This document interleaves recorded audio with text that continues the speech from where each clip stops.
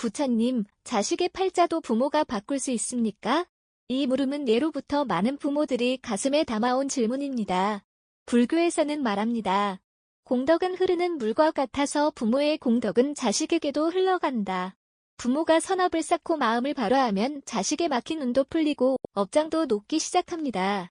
지금부터 들려드릴 5편의 이야기에는 그 깊은 인연의 비밀과 부처님의 자비로운 가르침이 담겨 있습니다. 기원정사의 새벽은 고요했습니다. 아직 이슬이 거치지 않은 연못 위에 안개가 살포시 내려앉았고 나무 사이로 부드러운 햇살이 스며들고 있었습니다. 제자 아나는 아침 공양을 마친 후 부처님 곁으로 다가가 조심스레 물었습니다. 세존이시여, 요 며칠간 제 마음이 무겁습니다. 어느 신심 깊은 여인이 저를 찾아와 눈물로 호소하여 싸웁니다. 갓 돌이 지난 아기가 중병에 걸려 밤낮으로 병상을 지키고 있다 하였습니다. 그 여인은 이렇게 물었습니다. 이 아이가 무슨 죄를 지었기에 이토록 아픈 몸으로 태어난 것입니까? 부처님은 부드러운 미소를 지으시며 고개를 끄덕이셨습니다. 그 어머니는 아이의 병을 육신의 고통으로만 여기는구나. 그러나 그 속에는 지난 세월 전생의 업이 짙게 깃들어 있느니라. 아나는 안타까운 얼굴로 고개를 숙였습니다. 저 또한 그녀에게 그것을 말해주지 못하여 싸웁니다. 세종께서 자비로 그 사연을 밝혀주신다면 그녀에게 전해드리고 싶사옵니다. 부처님은 조용히 눈을 감고 잠시 과거의 인연을 떠올리시듯 말씀을 시작하셨습니다. 그 아이는 예전 어느 생의 권세 높은 장자의 아들이었느니라. 하지만 그 자리는 지혜보다 교만이 앞섰고 사람들의 고통을 외면하며 짐승과 노비를 함부로 다루었지. 특히 병든 자들을 더럽다 하여 가까이 오지 못하게 하였고 스스로를 항상 건강한 자리에 놓았느니라. 아난의 눈빛이 깊어졌습니다. 그러면 이번 생에서의 병고는 그 교만함의 과보이옵니까? 그러하니라. 전생에 병든 이들의 고통을 외면하고 그들을 혐오하고 덥신여긴 마음이 그대로 업이 되어 이번 생에서는 병든 몸으로 태어나 그 아픔을 체험하게 된 것이니라. 그러나 자비는 어둠을 밝히는 등불이 된다. 그 어미는 전생에 그 아이의 고통을 외면했던 한여였으며 그 죄책과 참회심으로 이번 생에 어미로 태어나 그의 곁을 지키는 업을 짓게 되었느니라. 아나는 깊은 감탄과 함께 물었습니다. 그렇다면 그 아이의 병도 어머니의 기도와 공덕으로 바뀔 수 있겠습니까? 부처님은 연꽃이 핀 연못을 가리키며 말씀하셨습니다. 연꽃은 진흙 속에서 피어나지만 그 향기는 맑고 고귀하다. 병고 또한 진흙이지만 그 안에서 피어나는 자비심과 공덕은 향기로운 업이 된다. 만일 그 어미가 자식의 병을 한탄하지 않고 깊은 기도로 참회하고 병든 자들을 돕고 시주를 베풀고 부처의 법을 의지한다면 그 아이의 업도 서서히 녹아가리라. 그때 기원정사 마당을 지나던 다른 제자가 합장을 하며 묻습니다. 세존이시여, 병든 자식을 둔 부모들은 때때로 이렇게 말하옵니다. 이 아이를 대신에 내가 아프게 해달라고 말입니다. 그러한 바람에도 의미가 있사옵니까? 부처님은 고요히 고개를 끄덕이며 말씀하셨습니다. 진정한 자비에서 비롯된 바람은 곧 서원이 되고 그 서원은 업을 바꾸는 큰 힘이 되느니라. 부모가 자식을 위해 자신의 복을 회양하고 병든 자를 위한 공덕을 쌓는다면 그 진심은 법계에 울려 퍼져 마침내 업의 흐름을 돌릴 수 있느니라. 그러니 어미는 아이를 탓하지 말고 자신의 복을 아이에게 회양하라. 이것이 바로 회양공덕이라 하느니라. 아나는 그 말을 가슴 깊이 새기며 다시 되물었습니다. 그렇다면 아이의 병은 단지 전생의 벌이 아니라 이번 생에서 깨달음을 위한 길이 될 수도 있겠습니까? 부처님은 자애롭게 말씀하셨습니다. 모든 고통은 깨어남의 문이 된다. 업은 정해진 운명이 아니라 돌릴 수 있는 흐름이다. 부모가 자식을 위해 바른 업을 쌓는다면 아이는 병으로도 자비를 배우고 고통 속에서 깊은 인연을 맺게 되리라. 그리고 그 공덕은 다음 생까지 이어져 맑고 밝은 인연으로 환생하게 될 것이다. 그날 저녁 부처님과 제자들은 조용히 등불을 밝히고 병든 이들을 위한 기도를 올렸습니다. 연꽃 위에 맺힌 이슬처럼 작은 기도 하나가 인연을 바꾸는 씨앗이 되리라 믿으며 부처님께서 제자들과 함께 기원정사에 머물고 계시던 어느 날이었습니다. 아침 공양을 마친 뒤 법당 앞에 연못가에 앉아 명상에 드신 부처님의 곁으로 한 제자가 조심스럽게 다가와 앉았습니다. 그는 요즘 마을에서 자주 들려오는 한 가족의 이야기가 마음에 걸려 부처님께 여쭈려온 것이었습니다. 세존이시여, 이웃 마을의 빈자 한 집안 이야기를 들었습니다. 그들은 대대로 가난했고 노력해도 벗어나지 못하는 굴레 속에 살아갑니다. 아이들은 늘 병약하고 아비는 일거리를 찾아다니다가 허망하게 세상을 떠났고 어미는 헌옷 한 벌에도 눈물을 삼키며 살아가고 있죠. 왜 어떤 집은 세세생생가난 속에 갇히고 어떤 집은 풍요 속에 태어나는 것입니까? 가난도 전생의 업이오니까. 부처님은 연못에 핀 연꽃을 한참 바라보다가 천천히 입을 여셨습니다. 그렇다. 가난은 단지 이 생의 불운이 아니니라 인연 따라 지은 업이 있어 그 인과가 현실로 나타나는 것이다. 그 집안은 여러 생을 거치며 재물을 얻을 기회마다 인색하게 굴었고 남이 굶주릴 때는 외면하였으며 베풀어야 할 때 오히려 움켜쥐는 마음을 가졌었다. 그래서 지금 이 생에 이르러 나눌 것이 없는 인생으로 태어난 것이다. 제자는 고개를 끄덕이며 물었습니다. 그렇다면 그 집안의 자손들 또한 업을 이어받아 살아가야만 하는 운명입니까? 아무리 노력해도 빈곤에서 벗어날 수 없는 것입니까? 부처님은 그를 바라보며 조용히 미소 지으셨습니다. 업은 고정된 운명이 아니고 공덕은 그 흐름을 바꾸는 씨앗이 된다. 빈곤은 전생의 인색함에서 오지만 자비와 베풀매 공덕은 그 업장을 녹이고 새로운 인연을 열어준다. 그 집안의 어머니는 지금도 매일 저를 향해 정성스레 기도하고 가진 것이 없지만 길에 쓰러진 이에게 밥 한 그릇을 내놓기를 두려워하지 않는다. 그런 공덕은 반드시 자선의 복으로 되돌아가게 되어 있느니라. 제자는 놀라며 되물었습니다. 비록 재물이 없어도 베풀 수 있는 마음이 있다면 그것도 공덕이 됩니까? 부처님은 고개를 끄덕이며 말씀하셨습니다. 나누는 것은 물질만이 아니다. 따뜻한 말 한마디 병든 이를 돌보는 손길 기도하며 켜는 한자루, 등불도 모두 복의 씨앗이다. 가난 속에서 짓는 공덕은 특히 귀하다. 왜냐하면 그 마음은 더욱 절실하고 간절하니 더 큰 인연으로 되돌아오기 때문이다. 부처님은 제자에게 손짓하며 그 어머니의 삶을 보여주셨습니다. 작은 움막, 비바람이 새어드는 집안. 어머니는 아이들에게 밥을 퍼주며 자신의 목숨 남기지 않았고 저녁마다 흙 묻은 발로 절에가 등불을 올렸습니다.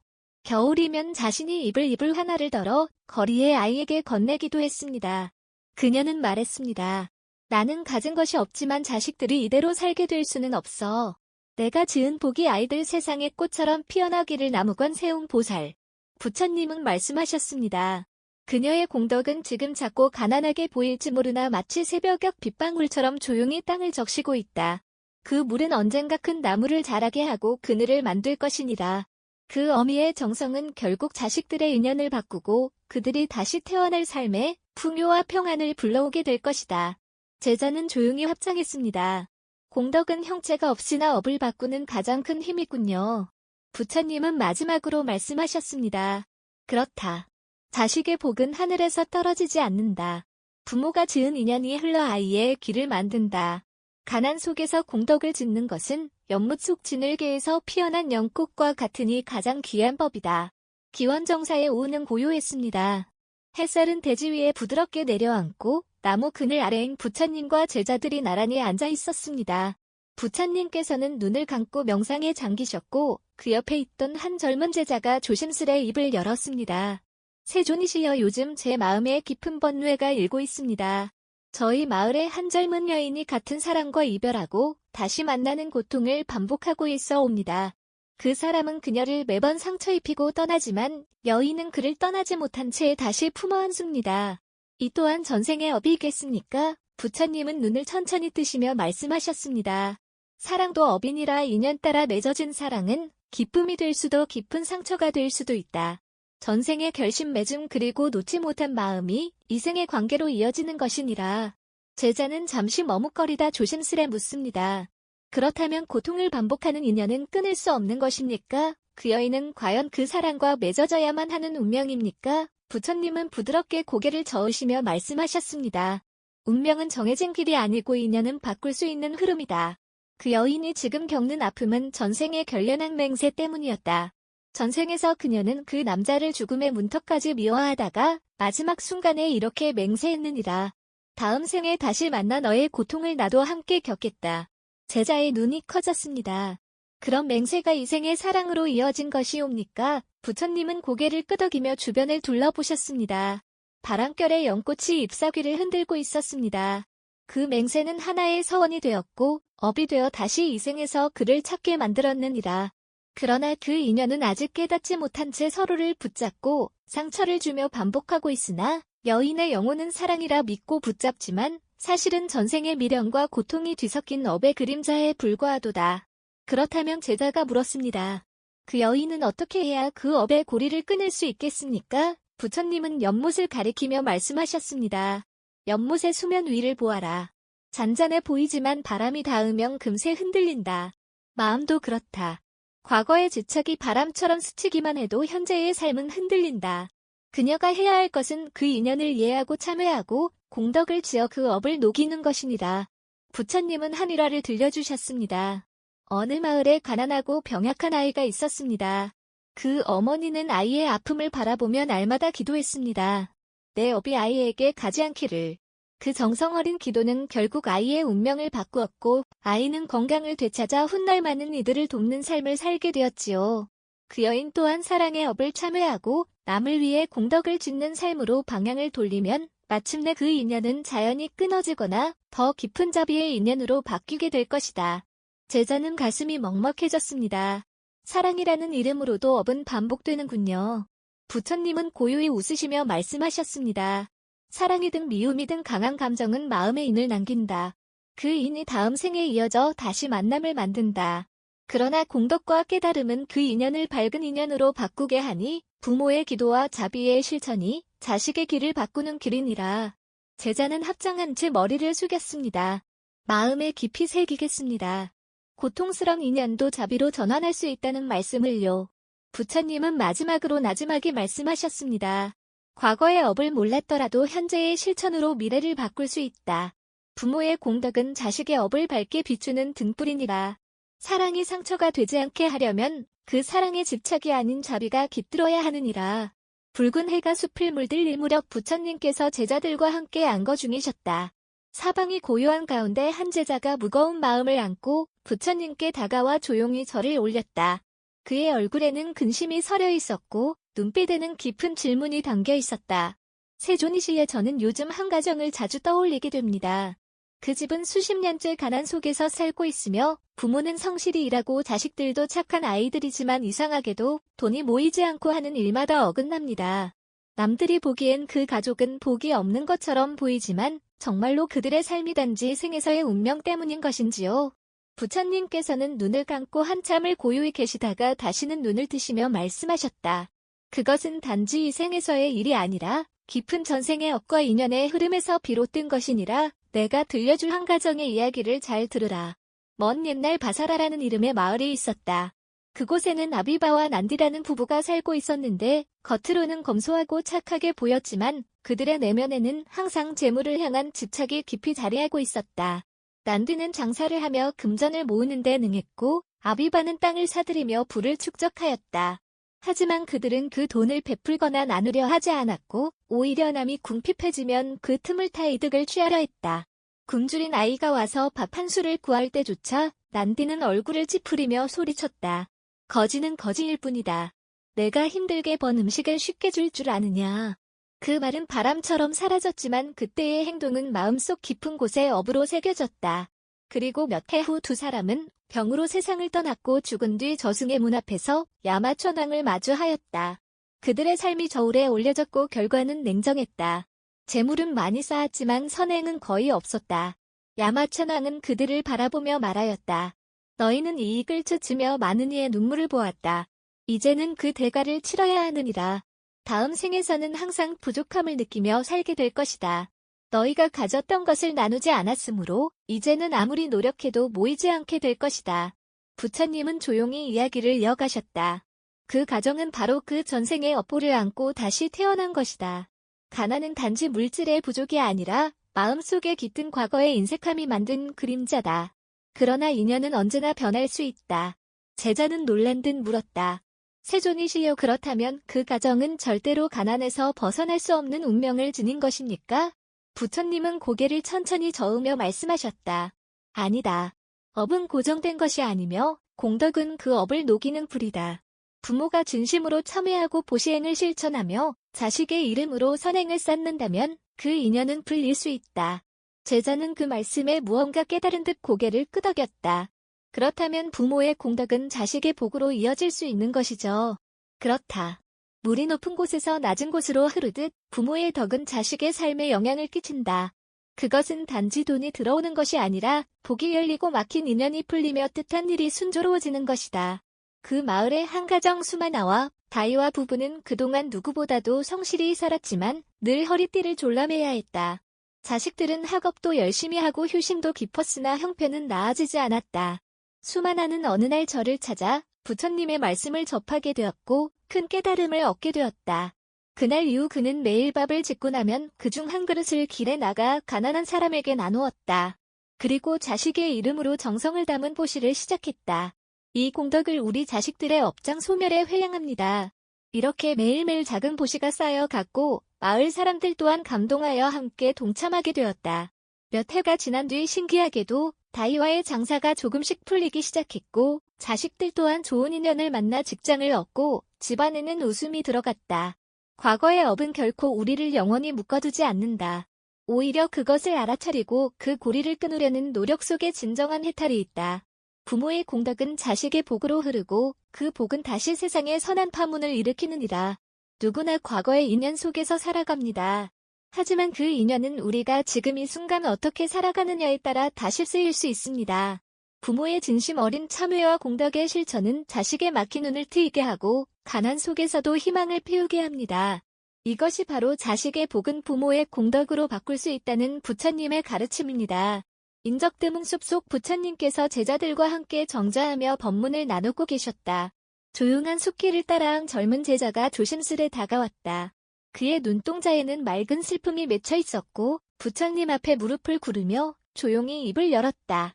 세존이시여, 제게 늘 마음에 걸리는 가족이 있습니다. 그 집의 아이는 태어날 때부터 병약하여 자주 병원과 약에 의지해야 합니다. 부모는 아이를 위해 할 수 있는 모든 것을 다하지만 병세는 좀처럼 나아지지 않습니다. 그 아이는 대체 어떤 업을 지고 태어난 것입니까? 부처님께서는 조용히 고개를 끄덕이며 눈을 감으셨다. 잠시 뒤 부처님은 눈을 뜨며 말씀하셨다. 그 아이는 오랜 전생에서 맺은 깊은 서원을 안고 이 세상에 태어난 것이니라. 들려주마. 부디 귀 기울여 들으라. 옛날 옛적 아라마라라는 왕국이 있었다. 그곳에 수비타라는 이름의 수행자가 살고 있었다. 그는 젊은 시절 부모를 잃고 깊은 고통 속에서 출가하였다. 오랜 세월을 산속에서 정진하였고 가끔은 마을로 내려와 아픈 이들을 돌보며 보시하였다. 수비타는 세상의 고통을 누구보다 잘 알았고 어느 날 산중에서 깊은 참선을 하던 중 마음속 깊이 간절한 소원을 세웠다. 이 다음 생에 나는 중생들의 고통을 대신 짊어지고 아픈 이들의 업장을 함께 짊어져 병으로 태어나더라도 그로 인해 그들의 고통이 조금이라도 가벼워진다면 그 길을 택하겠노라. 그 서원은 하늘에 닿을 만큼 진심이었고 그의 공덕은 커다란 빛으로 세상에 퍼져나갔다. 그러나 그 서원은 곧 업의 씨앗이 되어 수세기를 지나 다시 세상에 환생하게 되었을 때 그의 몸은 병약하게 태어났다. 그것은 형벌이 아닌 선택이었고 고통이 아닌 자비의 실현이었다. 제자는 놀라움과 의아함이 뒤섞인 목소리로 되물었다. 부처님, 그 아이가 자신의 전생에서 그리도 깊은 서원을 세웠다면 왜 이 생에서 그 기억이 없는 것입니까? 그리고 왜 그 부모가 함께 고통을 감내해야 하는 것입니까? 부처님께서는 부드러운 음성으로 답하셨다. 전생의 기억은 대부분 사라지지만 그 뜻은 업의 형태로 남아 삶 속에서 실현된다. 그 아이의 고통은 스스로 지닌 자비의 결과이며 부모 또한 과거생에서 깊은 인연을 맺은 자들이다. 병든 아이의 곁에서 헌신할 수 있는 것은 그들 역시 크나큰 공덕을 쌓을 기회인 것이다. 병은 업이지만 그로 인해 펼쳐지는 사랑은 해탈의 길이 된다. 자식을 위해 기도하고 고통을 함께 감내하는 부모의 마음은 부처의 마음과 다르지 않다. 제자는 조용히 고개를 숙였다. 그리고 다시 물었다. 그렇다면 그 아이의 병을 고치기 위해 부모는 무엇을 해야 합니까? 부처님은 천천히 하늘을 바라보며 말씀하셨다. 병을 고치는 약은 육신을 위한 것이고 업을 녹이는 것은 마음의 행위다. 부모가 진심으로 아이를 위한 공덕을 쌓고 아이와 함께 참회하고 복전에 시주하며 정성을 다해 생명을 살피는 삶을 산다면 그 업은 서서히 녹을 것이다. 이 이야기 속 가족은 바로 오늘날의 소야와 마루 부부다. 그들의 아들 유아는 태어날 때부터 심장이 약하고 호흡기 질환으로 병원 신세를 져야 했다. 소야는 수없이 병실에서 기도하고 마루는 매일같이 퇴근 후 절에 들러 등을 밝히며 아이의 평안을 기원하였다. 어느 날 부부는 우연히 부처님의 가르침을 접하고 아들의 병을 업장의 소산으로 받아들이며 진심으로 참회하고 작은 보시라도 꾸준히 실천하기 시작하였다. 마을의 노인들에게 음식을 나누고 길거리 아이들에게 따뜻한 말을 건넸다. 그리고 유한의 이름으로 복을 쌓으면을 기도하였다. 이 공덕을 아들 유한의 건강과 업장 소멸에 회양합니다. 몇 해가 지나면서 아이의 병세는 조금씩 호전되었고 놀라운 회복을 보였다. 의사들조차 경이로워했고 부부는 그 과정을 통해 더 깊은 자비의 마음을 갖게 되었다. 전생의 서원은 이생의 길이 되고 고통은 자비를 이루는 토양이 된다. 병든 자식을 통해 부모는 참된 사랑을 배우고 자식은 업장을 소멸시키며 자신을 정화한다. 이 모든 인연은 눈물 속에서도 빛나는 진리의 한 조각이니라 때로는 우리의 삶에 설명할 수 없는 고통이 찾아옵니다. 그러나 그 고통은 징벌이 아니라 과거의 서원과 인연이 만들어낸 자비의 길일 수 있습니다. 부모의 정성공덕의 실천 그리고 마음 깊은 참회는 자식의 병을 치유하고 인연을 새롭게 열어줍니다. 이것이 바로 자식의 복은 부모의 공덕으로 바꿀 수 있다는 부처님의 가르침입니다. 삶은 이해할 수 없는 고통과 인연으로 가득 차 있습니다. 특히 자식을 둔 부모는 자녀의 병 실패 아픔 앞에서 무력감에 빠지기도 합니다. 그러나 부처님의 가르침은 우리에게 속삭입니다. 그 모든 인연과 사건에는 반드시 이유가 있으며 그 인연은 자비와 공덕으로 바꿀 수 있다고 말입니다. 이번 이야기들에서는 자식의 복은 부모의 공덕으로 바꿀 수 있다는 주제를 중심으로 부처님과 제자의 대화 속에 다양한 사연을 담아 풀어냈습니다. 병든 자식, 가난한 집안, 전생의 원수로 만난 가족, 사랑의 상처와 반복되는 업, 가해자와 피해자로 다시 만난 인연 모두가 전생에서 뿌린 씨앗이었고 그 열매는 오늘의 고통으로 나타났습니다. 그러나 그 고통은 변형 가능한 것입니다. 바로 부모의 깨달음, 참회, 공덕의 실천을 통해 말입니다. 이야기 속 부모들은 자식을 위해 무릎 꿇고 기도했습니다. 음식을 나누고 등을 밝히고 매일같이 복을 지었습니다. 그 작은 공덕들이 쌓여 결국 자식의 업장을 조금씩 녹이고 그 길을 바꾸어 갔습니다. 불경에는 이런 구절이 있습니다. 아비는 자식의 하늘이요. 어미는 자식의 뿌리니라. 공경과 자애로서 자식을 품으면 자식은 그 복으로 꽃 피우리라. 부모가 복을 지으면 그 복은 자식에게도 흘러갑니다. 부모의 깨달음은 자식의 운명을 바꿉니다. 이것이 바로 인과의 법칙이요. 카르마의 진리입니다. 혹여 지금 자녀의 인생에 큰 장애가 있더라도 낙담하지 마십시오. 부모가 할 수 있는 일은 많습니다. 마음을 다해 참회하고 공덕을 쌓고 자비를 실천하십시오. 자식을 위해 대신 기도하고 복을 회양하며 하루하루 살아가십시오. 그렇게 살아가는 모든 부모는 이미 수행자입니다. 그리고 그 산 자체가 자식에게 가장 큰 복이 됩니다. 이 여정을 통해 우리는 다시 한번 확신할 수 있습니다. 자식의 복은 부모의 공덕으로 바꿀 수 있습니다. 감사합니다.